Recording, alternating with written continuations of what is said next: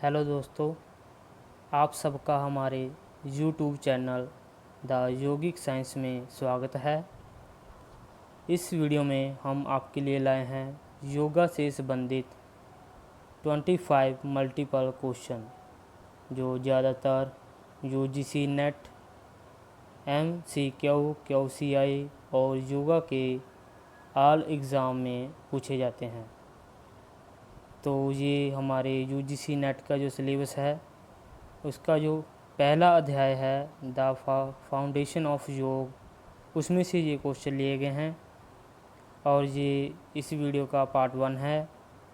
ऐसे ही हम और पार्ट 2, पार्ट 3, पार्ट 4 बनाते रहेंगे, तो आपको लगातार 25-25 करके क्वेश्चन हर एक वीडियो में मिलते रहेंगे।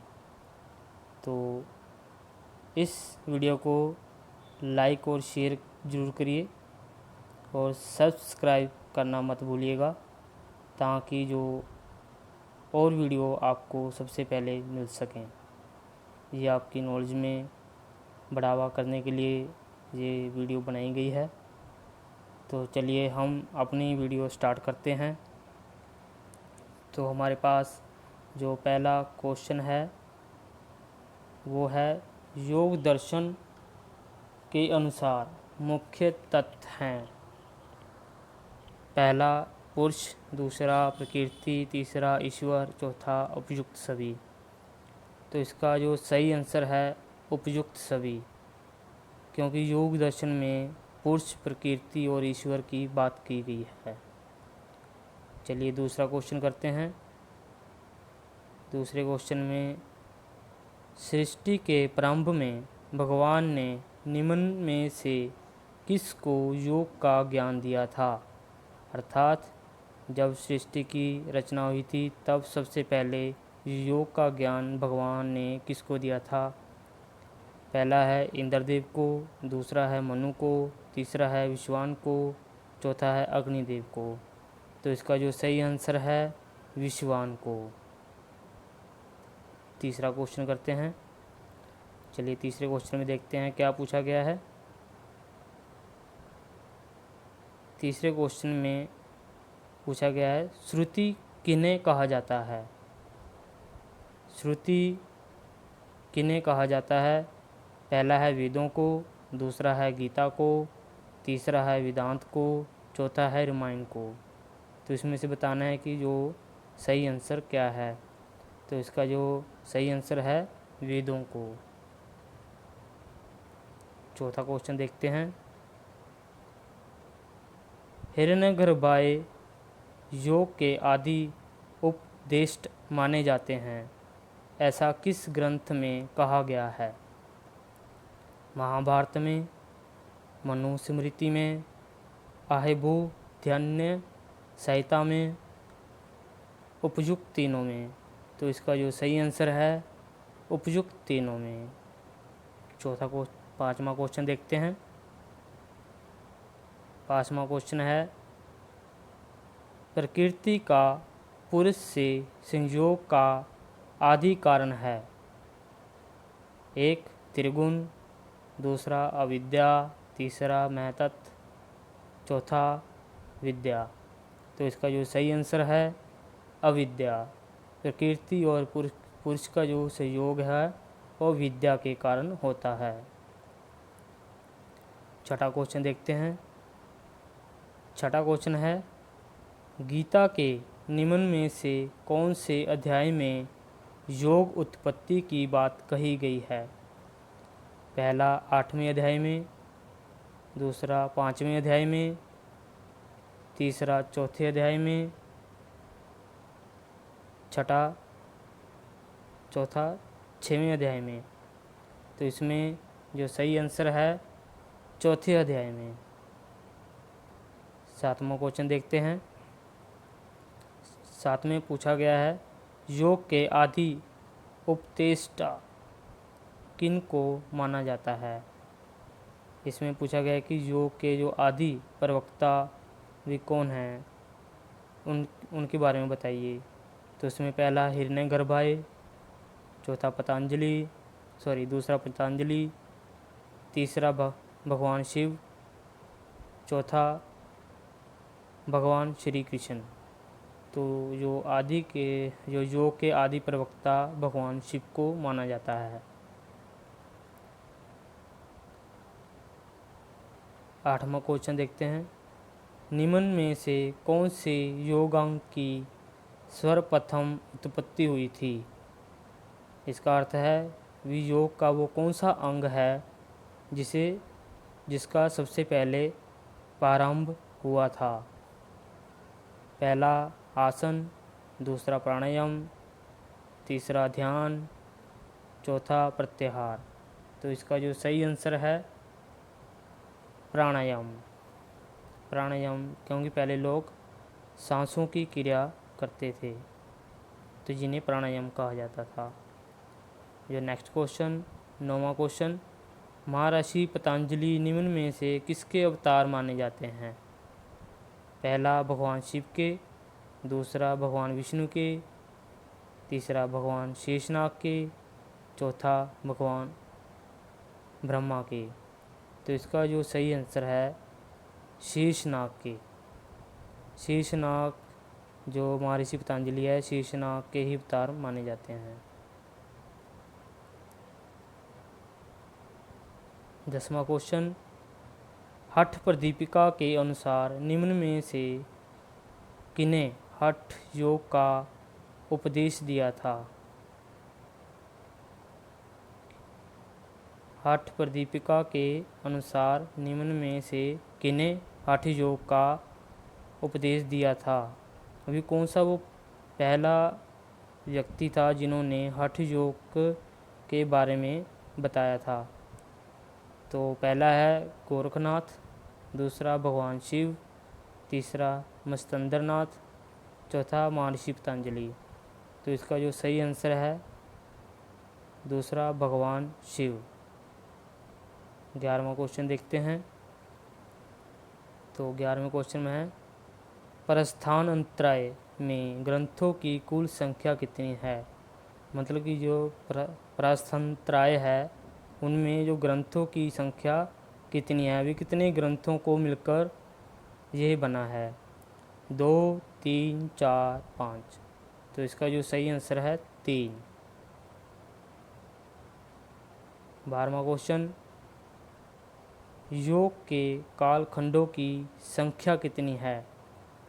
इसका अर्थ है कि योग का जो काल है, जो समय है, उन्हें कितने भागों में बांटा जाता है?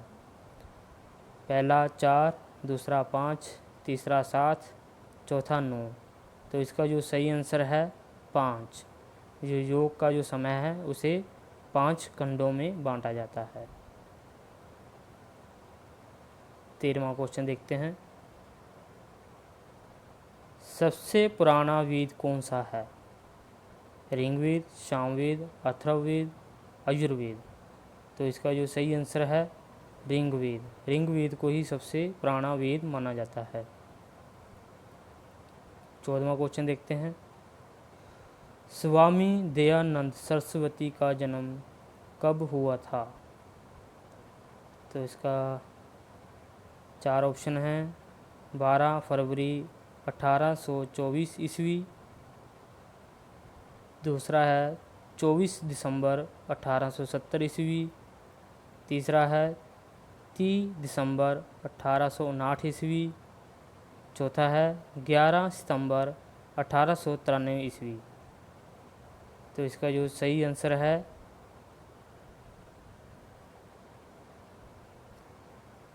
12 फरवरी 1824 ईस्वी। 15वां क्वेश्चन देखते हैं। 15वां क्वेश्चन है, स्वामी विवेकानंद ने शिकागो में आर्ट इंस्टीट्यूट में भाषण कब दिया था? पहला 15 फरवरी 1875, दूसरा 30 दिसंबर 1895, तीसरा 11 सितंबर 1893, चौथा है 12 फरवरी 1883। तो इसका जो सही आंसर है 11 सितंबर 1893। इस दिन उन्होंने शिकागो में अपना जो भाषण दिया था।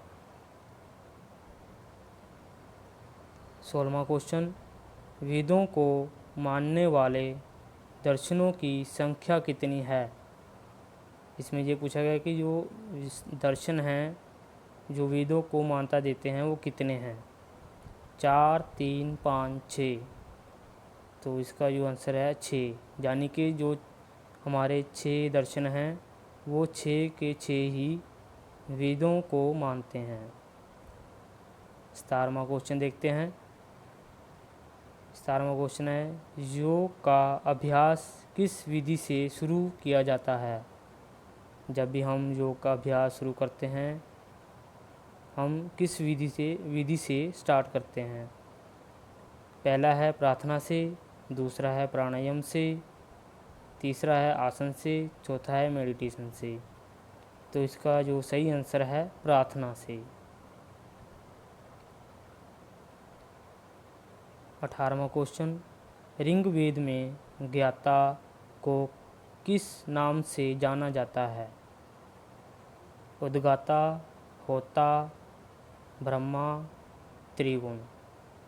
तो ऋग्वेद में ज्ञाता को होता के नाम से जाना जाता है। 19वां क्वेश्चन देखते हैं। 19वां क्वेश्चन है हमारा, नर्मदा भक्ति में निम्नलिखित में से क्या शामिल नहीं है। इसमें पूछा गया है जो नर्मदा भक्ति है उनमें इन चारों में से कौन शामिल नहीं है या उसमें नहीं आता। पहला है कीर्तन, दूसरा है वंदना, तीसरा है नाचना, चौथा है साख्या भाव। तो इसका जो सही आंसर है नाचना। नाचना नर्मदा भक्ति में नहीं शामिल है। 20वां क्वेश्चन देखते हैं। इसमें पूछा गया है, आधुनिक योग के पिता किसे कहा जाता है। पहला है स्वामी दयानंद जी को, दूसरा है तिरुमलाई कृष्णमाचार्य जी को, तीसरा है स्वामी शिवानंद जी को, चौथा है महर्षि महेश योगी जी को। तो इसका जो सही आंसर है ख, यानी कि दूसरा तिरुमलाई कृष्णाचार्य जी को। 21वां क्वेश्चन देखते हैं। ये क्वेश्चन आपको आता ही होगा, हर एक किसी को पता होता है। इसका जो सभी मुझे पता है सभी सही आंसर देंगे। योग चित्त वृत्ति निरोध, योग की यह परिभाषा किस ग्रंथ में शामिल है। आप सभी को पता ही होगा क्योंकि ये परिभाषा बिल्कुल सही है और योग सूत्र में इसकी वर्णन किया गया है। ये पहले अध्याय का दूसरा सूत्र है। तो इसका जो सही आंसर है योग सूत्र। अष्टप्रदीपिका, भगवत गीता और ज्ञान सीता ये नहीं है। 22वां क्वेश्चन देखते हैं। माया सभ्यता ने निम्न में से कौन से योग की प्रक्रियाओं को प्रचलित किया है। जो माया सभ्यता है वो योग के कौन सी क्रियाओं को जिन्होंने प्रचलित किया है। आसन, प्राणायाम, नेति और चौथा उपयुक्त सभी। तो इसका जो सही आंसर है उपयुक्त सभी। 23वां क्वेश्चन देखते हैं। नास्तिक दर्शन किन ग्रंथों को कहा जाता है। जो नास्तिक दर्शन है इन चारों में से बताना है भी किन को कहा जाता है। षट दर्शनों को, वेदों को, बौद्ध और जैन ग्रंथों को, हठ प्रदीपिका को। तो इसका जो सही आंसर है बौद्ध और जैन ग्रंथों को नास्तिक दर्शन कहा जाता है। 24वां क्वेश्चन देखते हैं। माया सभ्यता का जन्म निम्न में से किस देश में हुआ था। इसमें बताना है कि जो माया सभ्यता है वो कौन से देश में जन्म लिया था या उसका किस देश में जन्म हुआ था। पहला है रूस में, दूसरा है भारत में, तीसरा है मध्य अमेरिका में, चौथा है चीन में। तो इसका जो सही आंसर है मध्य अमेरिका में। आज का लास्ट और आखिरी क्वेश्चन। हिरण्यगर्भाय निम्न में से किसके रूप माने जाते हैं? तो अब बताइए कि हिरण्यगर्भाय निम्न में से किसके रूप माने जाते हैं? तो हिरण्यगर्भाय चारों में से बताना है, ब्रह्मा के, शिव के, विष्णु के, शेषनाग के। तो इसका जो सही आंसर है ब्रह्मा के। तो दोस्तों ये थी हमारी आज की वीडियो, आज के क्वेश्चन। और आपके लिए क्वेश्चन बता रहे हैं कि जो महर्षि पतंजलि थे वो किस राजकाल में आए थे? तो इसका जो आंसर है आपने कमेंट बॉक्स में ज़रूर लिखना है और बताना है। जेकर आपको ये वीडियो अच्छी लगी हो तो शेयर और लाइक ज़रूर करें।